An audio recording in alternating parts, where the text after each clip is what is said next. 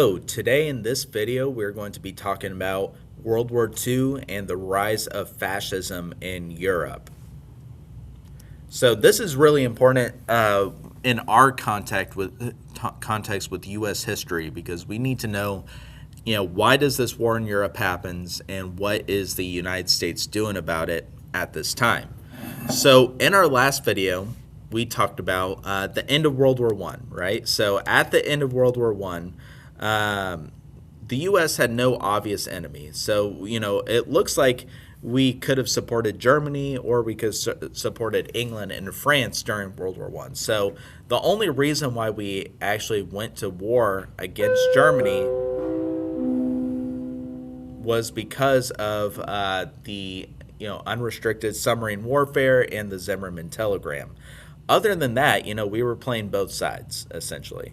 So at the end of World War One, Woodrow Wilson, he is trying to pass the 14 points, trying to get the Allied powers to not blame Germany. But at this point, Europe has been fighting World War One for like 4 years. They were exhausted. They were tired. They really built up a lot of resentment against the German Empire. So all these allied nations, they end up blaming Germany for the end of World War I, and that's where we get the Treaty of Versailles. So after the Treaty of Versailles, Germany gets blamed for the war. They have to pay all this war debt and stuff. And Germany is no longer an empire. Kaiser Wilhelm abdicated. He fled the country of Germany. And now Germany is going to become a republic under this Weimar Republic. So the Weimar Republic, though, was weak. It was weak on purpose, right? The Allied nations didn't want a strong Germany. They wanted Germany to have a very small military and a very weak political presence in Europe. So a lot of the Germans, they're feeling ashamed. They're feeling blamed for, the Weimar Republic's blame for surrendering in World War One. Many Germans didn't believe they lost the war, but they should have continued to fight. And this is going to spawn some later resentment with the Weimar Republic, and it will cause the Depression as well. All right, so in the Weimar Republic, they have a Bill of Rights, they have electors, they have a president, they have a government called the Reichstag, right? And so this, government is pretty much based off of the United States and other Western democracies at the end of World War One.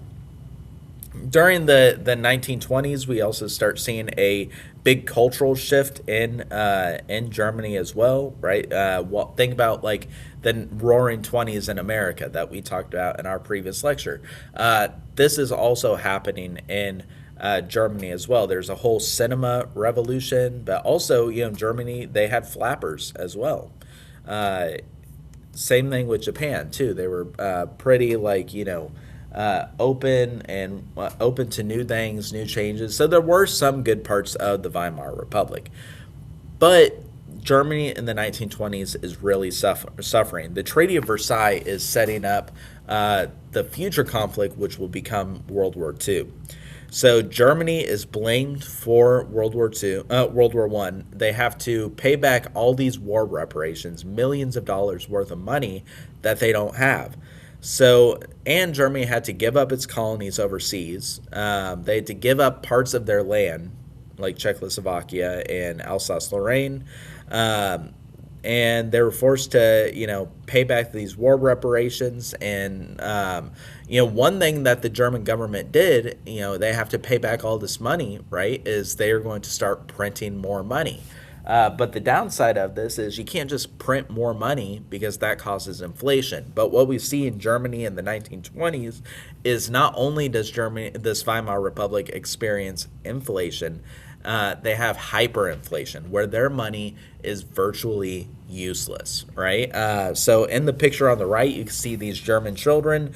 They are using this Weimar Republic money as like building blocks, right? There's all sorts of accounts of German workers getting paid with like wheelbarrows full of cash, and that wheelbarrow will only get you a loaf of bread, right? So their money is useless. The German economy is wrecked in the 1920s. So the United States chooses to step in, right? The United States creates this thing called the Dawes Plan, okay? So the idea is the United States didn't believe that Germany should have had to pay back these war reparations because World War One technically wasn't Germany's fault; it was everyone's fault. So what the United States would do is it gave Germany $2.5 billion worth of loans. Germany would use that money that they got from the United States to pay back the allies like France and England, pay them back the war reparations. France and England, they owed the United States money from World War One. So France and England would pay that money back to the United States, and it would be a big circle, right? So everyone's getting paid, everyone wins. Germany's economy isn't going to get wrecked, and there won't be a big depression. That's the big idea of this. So this is what we call the Dawes Plan. But notice that the Dawes Plan ends in 1930 because remember we talked about, Black Tuesday, the stock market crashes in the United States in 1929. After that, the United States doesn't have a lot of money to be sending Germany anymore, so they're going to cut off Germany from money from the Dawes Plan. This is going to cause a chain reaction. Germany can't pay the Allies anymore, so their economy is going to get wrecked, and France and England's economy is going to suffer as well. So this is the ending of the Dawes Plan during the Great Depression is going to make the Depression go global. So in 1931, the Bank of Austria, right, Austria is the largest bank, is also going to crash, and Europe is also going to be thrown into the Great Depression. All right, and that leads us to this new political idea that forms called fascism. Okay, so fascism, instead of democracy taking hold in Europe, right, a lot of people are burnt out with democracy because democracy and capitalism, that's what led to the Great Depression in the first place. Instead, this post-World War I era saw the rise of fascism. So fascism is a far-right political movement that believes that power must be taken by force, right? So it's very militaristic, very nationalistic. They believe that the country is the most important thing. The country is above everything. The country is more important than your family, than your religion, your happiness, even more important than yourself, your own goals and dreams and stuff. That doesn't matter. What matters is the country. And one way to make sure your country is the strongest and is the best is by having a giant military. So we start seeing militarism take a huge rise during this Great Depression era. So one of the first countries that actually becomes fascist in Europe is Italy. So when we talked about Italy before with the alliance system, Italy was part of the German Triple Alliance during World War One. But as soon as World War I breaks out, Italy is going to switch sides and join the Triple Entente, which is part of France and England's alliance. So even though they're part of the winning side of World War I, whenever the peace talks came with the Treaty of Versailles, Italy thinks they're going to get a big reward because they're part of the winning side. But everyone was just like, hey, Italy, you switch sides at the very beginning of the conflict. You don't get any prizes for just like turning your back on your friends. So they didn't get rewarded with anything. So all these Italians, thousands of them who died during World War One, a lot of Italians are feeling slighted that they should have got something out of it, right? That they received nothing. And a lot of the World War One Italian veterans were very furious about this. One of those World War I veterans is this guy Benito Mussolini, and he is going to organize a group of veterans, some Italian veterans, to form the Fascist Party in Italy in 1919. So this is like 2 years after World War I ends. So the party is going to grow in power, and they're going to have a paramilitary group called the Black Shirts. They're going to help them be in power. So the Black Shirts, they're called that because they would wear black shirts. They would go over to their political opponents and say, hey, are you going to vote for the fascists in this next election? And if you said no, they would like beat you up and in some cases like kill you. and stuff. So they're going to bully and intimidate and use violence against the fascist party's enemies. And it's going to work, right? So they're going to intimidate, murder their way all the way to the very top of the government. So by 1922, the fascist party, thanks to the black shirts, had eliminated all other political competition. So they murdered, exiled, and intimidated them into silence, especially the communists. The fascists really didn't like the communists. So in 1922, Mussolini is named the supreme leader of Italy. He uses his military group to march into Rome and force the King of Rome to surrender all power to him. He becomes the supreme leader. And Italy becomes a totalitarian state. So when we talk about totalitarianism, it's when a leader, a dictator, has total, absolute control over their country. So they have no checks to their power. Supreme dictator, right? So the government, the military, the press, the churches, the schools, everything Mussolini controlled. So Mussolini, also his nickname was called like El Duce, right? So he was supposed to be a big manly man, part of this like macho nationalism that the fascists just ate up. So in the middle of his speeches, he would just like rip off his shirt and give speeches and stuff, hype everyone up. So he was good at rallying a lot of people. So this is Mussolini's government headquarters, the fascist party headquarters in Rome, Italy. And you could see that it's like the stone sculpture of Mussolini's face, and then behind him is C, which is yes. That you need to say yes to the government, because if you say no to the government, you're going to be in trouble. All right, so that leads us to Germany. So remember, Germany has experienced hyperinflation. They aren't getting money from the Dawes Plan anymore. The Weimar Republic is in shambles. So this leads to Adolf Hitler, really inching his way into the government. So Hitler, he didn't want to be in politics at the beginning. He wanted to be a painter. And he was good. He was a decent painter, but he just wasn't good enough to be selected for the art school in Vienna, Austria, where he's from. So he's furious and heartbroken that he can't pursue his dream of painting, so he's going to turn to politics. He's going to move over from Austria to Germany, and he is going to become a leader of the National Socialist Party of Germany, or the Nazi Party. And he's going to rise through the ranks because his speeches were spellbinding. He's going to draw crowds of hundreds and thousands to come listen to him. And he knows how to get people, on his side. The German people, they're struggling. They are starving. They're jobless. They are trying to make ends meet, and they're humiliated after World War I. So Hitler is playing into those weaknesses and making him stronger.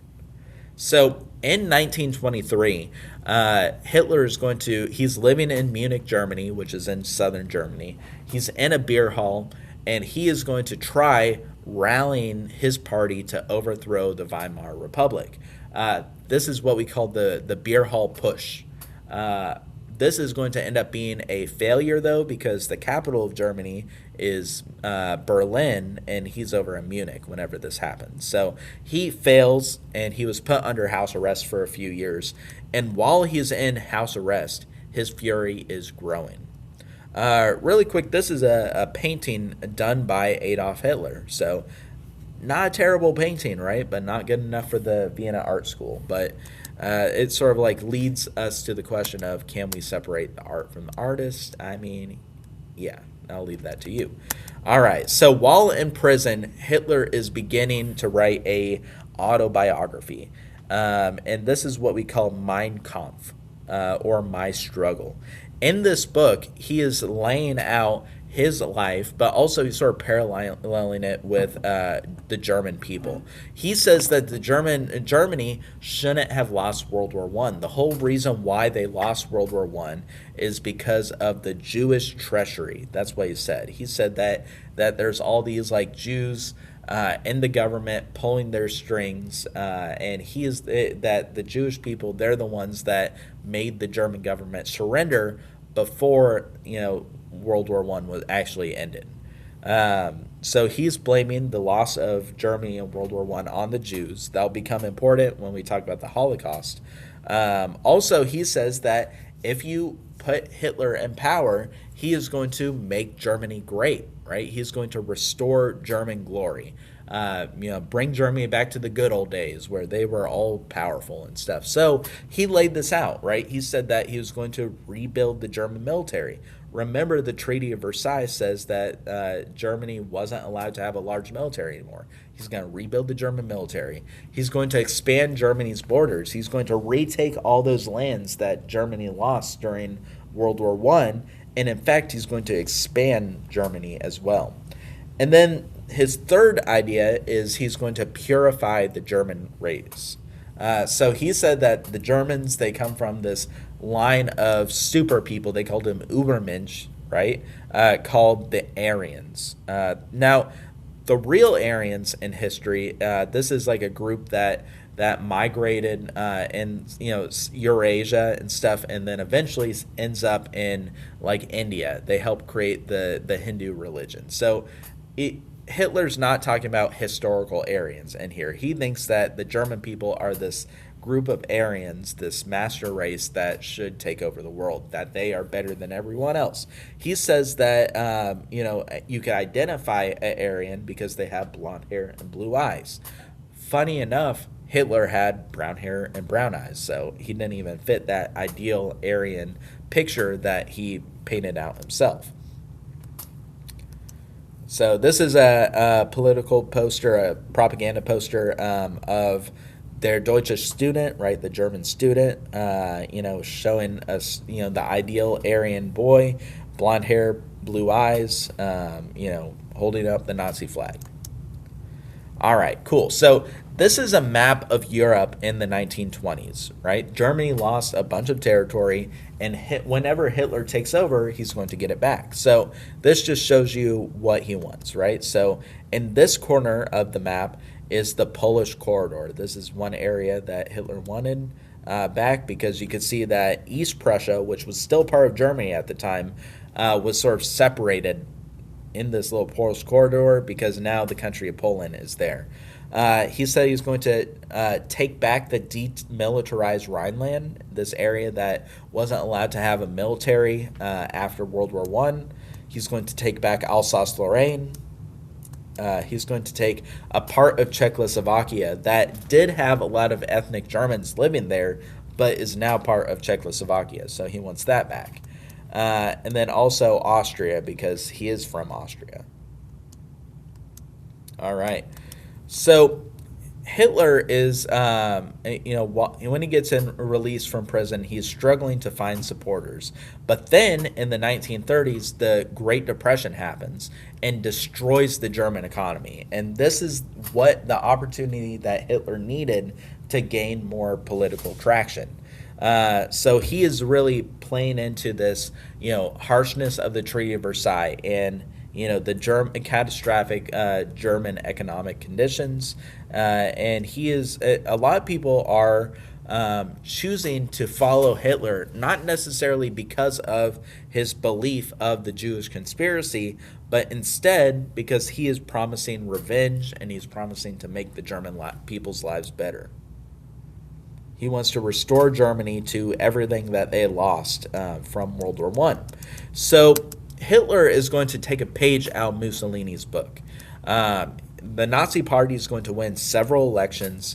Hitler is going to use a group called the Brown Shirts, just like Mussolini used the Black Shirts, to eliminate any political opposition, especially like the communist and socialist in the German government. So by 1933, Hitler is elected to become the Chancellor of Germany. So Germany is a little different than the United States. They have a chancellor and also they have a president. So Hitler is named the Chancellor of Germany, and he doesn't have total control of the German government. But you could see that he still won an election through popular vote, even though he intimidated a lot of other political parties. So in March of 1933, a fire was started in the Reichstag, which is the German Capitol building. So imagine Capitol Hill in Washington burning down. So this building burns down in the middle of the night, and Hitler declares is a crisis. He blames the Jews and he blames the communists for burning down the Reichstag. He says that Germany is under attack, and that it means that he needs to become the sole leader of Germany. So he is going to name himself the dictator, the Führer, which is the supreme leader of Germany. So Reichstag burning down, that's when Hitler becomes the absolute leader of Germany, the totalitarian. Many historians think that it was actually the brown shirts who lit this fire in the first place, though. All right, so whenever Hitler takes over, he is going to fulfill his promises. He's going to remilitarize the Rhineland. He's going to take Alsace-Lorraine. He's going to take the Polish corridor. And you know, the League of Nations, the Allied powers, France and England, they are looking at this and they're just like, hey, don't do that, Germany. But also they sort of like, hey, yeah, that's our bad. We did take a lot of your land. There's a lot of ethnic Germans that are living outside of Germany because of what we did. So they sort of let this slide. And after World War One, a lot of these countries like England and France, they were just tired. They lost so many millions of people after World War One that they just didn't want to fight anymore. So they're like, okay, whatever, Hitler, you can have this. But just don't attack us, right? So Hitler is going to steadily expand. He's going to take more and more. After he takes all those lands, he's going to take Austria, right? He's going to annex Austria, his homeland. So Austria is now part of Germany. And then he turns his eyes onto Czechoslovakia. So the leaders of Italy, Britain, and France meet in Munich, Germany, to discuss, Hitler taking the Sudetenland, the land between Germany and Czechoslovakia, where there were thousands of ethnic Germans that, aren't part of Germany, right? So he wants to just bring the Germans back into his country. So this is what we call the Munich Agreement. So Britain and France are going to follow this policy called appeasement. Appeasement is giving into someone's demands in order to avoid a war. So they're like, so it's sort of like the children's book, If You Give a Mouse a Cookie, right? So if you've ever read that book, right, if you give a mouse a cookie, the mouse is just going to want more cookies, right? So if you give Hitler the Sudetenland, he's going to want the rest of Europe. It just is how it is, right? You can't appease dictators. That's what we see in history. So Hitler is over here thinking that, hey, I could just take whatever I want because the Allies aren't going to do anything to stop me. So they tell him that they tell Hitler in the Munich Agreement, okay, Hitler, you could take the Sudetenland from Czechoslovakia, but that is it. Okay, you can't take anything else. And the British Prime Minister at the time, Neville Chamberlain, he flies back to England, and he famously says that he has achieved peace in our time. He's like, hey, we did it, guys. We did world peace. We reasoned with Hitler, and he's a reasonable guy. So, we avoided another war. World War II is going to break out shortly after this, and he's going to end up losing his job. All right, so yep, the Sudetenland's right there. All right, so on the eve of World War One, this is World War II. This is what Germany looks like. They annexed all that territory. Hitler is growing, and he's thinking that, hey, no one's here to stop me. So Hitler wanted more, right? It's like if you give a mouse a cookie, he's just going to want more. So he has other plans for Europe, right? Even though he's telling Europe that after he takes the Sudetenland, that's it. But he has other plans. And he's thinking like, okay, what is one of the reasons why Germany lost in the First World War? And he says that it's because of this two-front war, that Germany is sort of sandwiched between the Soviet Union and France and England. So he doesn't want to fight another two-front war. So in August of 1939, Hitler is going to make a agreement with the Soviet Union. And we call this the German-Soviet Non-Aggression Pact. In this, they said that both sides will remain peaceful with each other. Hitler and Joseph Stalin, they're going to make a secret deal that they are going to split up Poland, right? Each country gets one half of Poland, so everyone wins, and they're going to agree not to attack each other. So Hitler is going to invade Poland, take half of the country. Stalin and the Soviet Union is going to invade, take the other half of the country, and this is how World War II begins. So he does this, which eliminates the possibility of having a two-front war.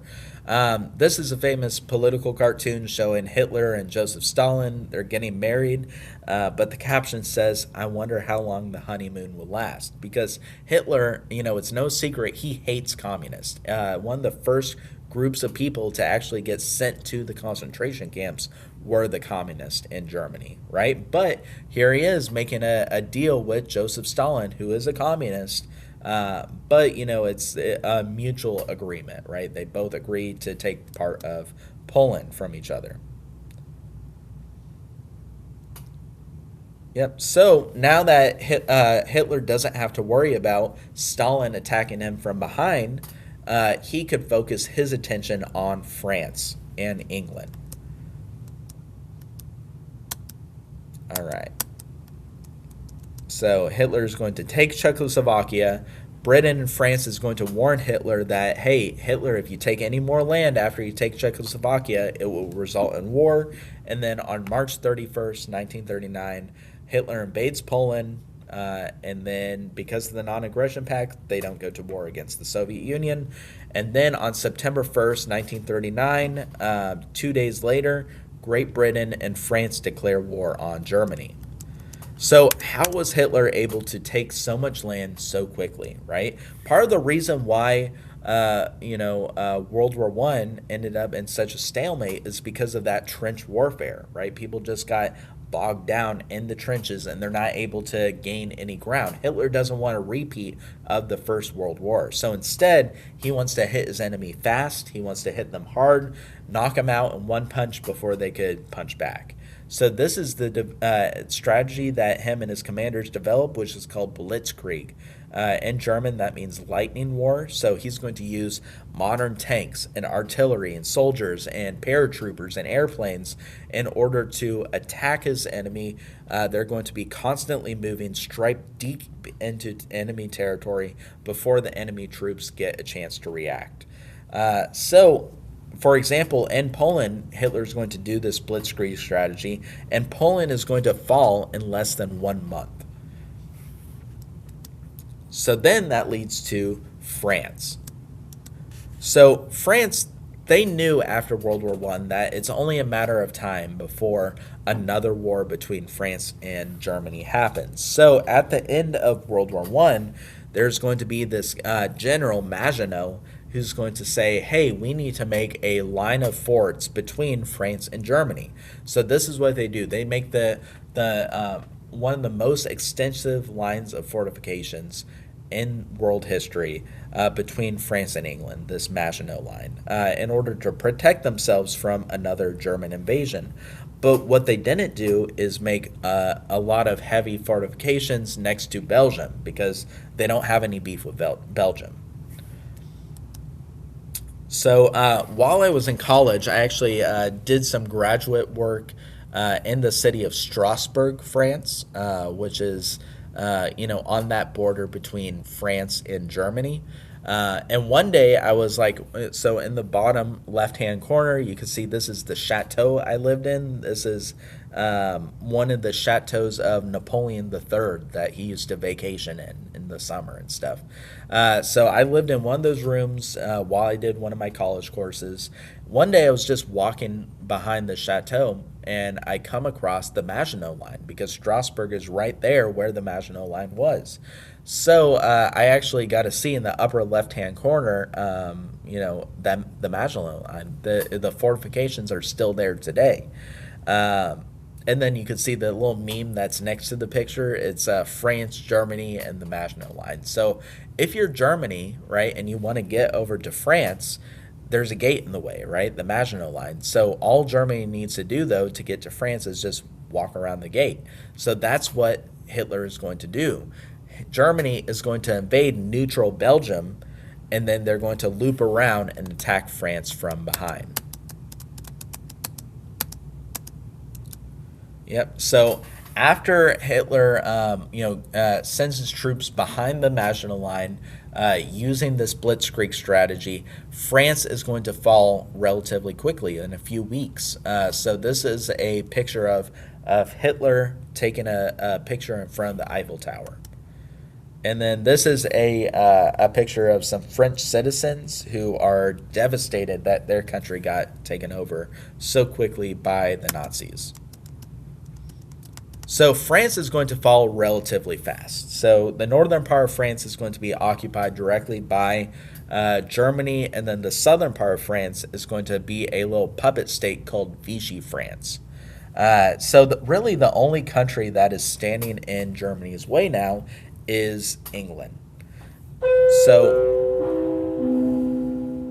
So the problem is Hitler can't just blitzkrieg England, right? Because England's an island. So what he has to do is bomb England, soften them up, and then his plan was to do a land attack of England, right? So he's going to do this thing called the Blitz, right? The Blitz is the bombing of England's English cities. So during World War One, most of the battles took place on the front lines, in the trenches, right? The civilians, even though they had to work in the factories at home and stuff, a lot of, there weren't civilian targets really getting bombed and stuff during the First World War. What makes this war different, though, is civilian targets were a target, right? Cities were a target. So the German Air Force flies above England, and they're going to carry out what's called the Blitz, where they're going to bomb cities like London. So over the skies of London and stuff, you have the Royal Air Force versus the German Luftwaffe. They're battling constantly throughout World War One, and a lot of these English cities are going to be leveled. So about 30,000 Londoners were killed, and 120,000 of them were wounded as a result of this. Entire buildings, historic buildings that have been around for centuries in London, they're going to get bombed, leveled. A lot of people are going to end up moving into subways during this time to, avoid getting bombed by the Germans. If you've ever seen like the Chronicles of Narnia before, The Lion, Witch, and the Wardrobe, part of the reason why those kids are leaving London is because London is getting attacked during the Blitz, so they have to move over to the countryside to avoid World War II. So England's getting bombed, France is falling, and Hitler took over Poland. So by 1941, it looks like Hitler is winning this war. That he controls solidly, Europe. So in the meantime, right, Japan is also going through its own fascist regime or militaristic regime. So Japan is located in the Pacific Ocean. It's a chain of islands. And the problem that Japan is facing is that they don't have a lot of natural resources. They have wood, but they're really missing like rubber, oil, and coal. And these are things that you need in order to have a strong industrial power. So with the arrival of the Great Depression, Japan's development is going to slow down significantly. And a lot of people are going to lose their jobs in Japan during the Great Depression, and this is going to cause a militaristic regime to take over the Japanese government.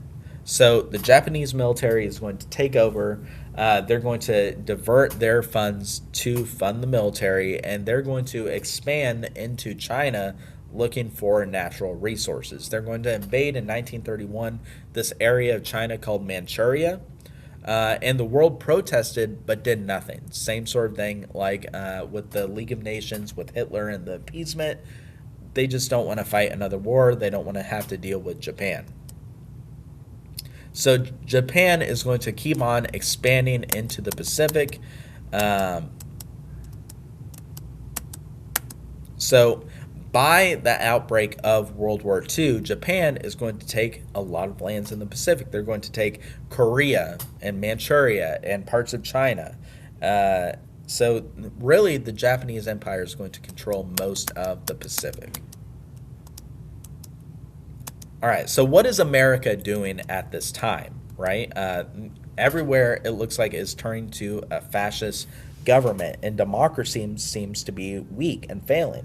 So many Americans they viewed this as external problems that let Europe do Europe's thing, right? Let's be neutral, just like in World War I, where they choose to be neutral. We have enough problems at home. We are dealing with our own Great Depression. And it seemed like, no matter what FDR was doing with the New Deal, it seemed like the Great Depression was permanent. So we have enough problems to deal with at home. We're just going to be isolationist. So that's important. Might show up on your test. What was America's stance on the outbreak of World War II? That is, we're going to be isolationist and we're going to be neutral. But Roosevelt wanted to get involved, right? Even though the American public, they were really on the fence about getting involved or, wanting to deal with our own problems, FDR knew that a war with Germany and Japan was unavoidable, right? At some point, we would have to deal with those countries. So what Roosevelt proposes is the Lend-Lease Act, which allows the U.S. to sell or lease military equipment to Great Britain to fight the war. So same sort of thing with the war between Russia and Ukraine right now. So the United States is not at war with Russia, but instead what we are doing is we are giving military supplies to Ukraine to fight Russia. To resist them. So this is the same sort of thing. Or with Israel right now, we are giving weapons to Israel in order for them to fight. So we're not technically at war, but we're selling weapons and supplies over to those countries. All right. So then Japan is going to continue to expand, right? And we are going to end up embargoing Japan. We're not going to sell any oil over to Japan, and Japan is going to freak out about this because 80% of Japan's oil resources came from the United States. So Japan depended on the United States for its oil.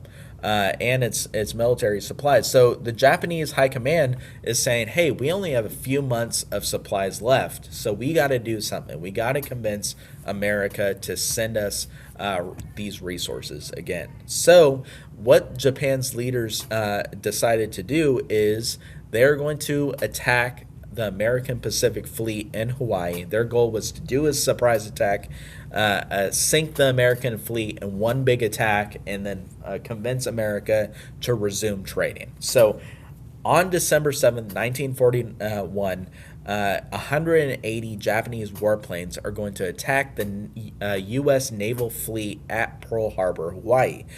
They chose Pearl Harbor because this is where most of the U.S.'s naval fleet was stationed. And this battle resulted in about 2,400 Americans dying and 1,200 of them being wounded.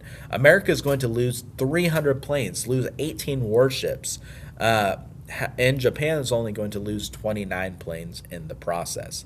Now, the big target that Japan had with this battle of Pearl Harbor was they were planning on sinking the American aircraft carriers, right? Aircraft carriers were a new technology. It's basically a mobile Air Force base, right? So if we, with those aircraft carriers gone, Japan would make a significant dent in the American Navy.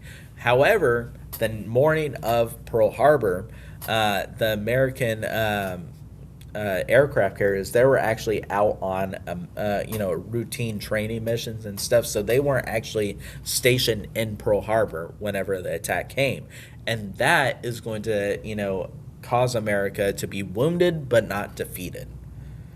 So the very next day, FDR is going to go over the radio and say that this is a date that shall live in infamy. Roosevelt is going to ask Congress to declare war on Japan.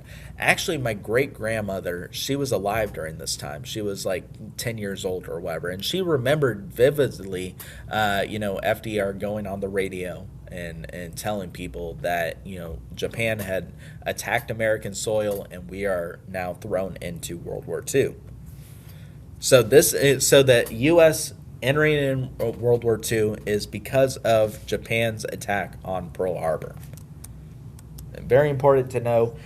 So that is the beginning of World War II in a nutshell, right? So for our purposes, you need to know the Dawes Plan. You need to know that America is neutral and isolationist during the beginning of World War II. The Lend-Lease Act, we are going to continue to send weapons and supplies to the Soviet Union and to England to fight in the war. And what actually throws us in World War II is the bombing of Pearl Harbor. Okay, so in the next video, we'll talk about the actual battles that take place during World War II and the end of the war. All right, well, stay tuned for that one, and I will see you in the next video.